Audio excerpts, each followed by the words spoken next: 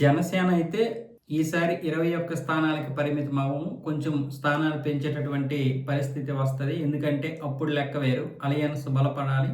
Alliance కోసం మేము ఈ యొక్క నిర్ణయం తీసుకున్నాం. ఇప్పుడు పరిస్థితులు మారాయి కాబట్టి 21కి మాత్రమే కాదు, ఎక్కువ స్థానాల్లో పోటీ చేసేటటువంటి అవకాశం ఉంటది.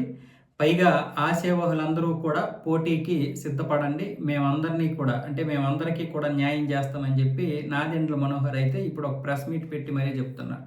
అంటే రాబోయేటటువంటి స్థానిక ఎన్నికలు ఏవైతే ఉన్నాయో, పంచాయతీ ఎన్నికలు, అలాగే ఈ మున్సిపాలిటీ ఎన్నికలు, వీటన్నింటికి కూడా సిద్ధం కమ్మని చెప్పడంతో పాటు రాబోయేటటువంటి అసెంబ్లీ ఎన్నికల కోసం కూడా అందరినీ సిద్ధంగా ఉండమని అయితే చెప్తున్నాడు.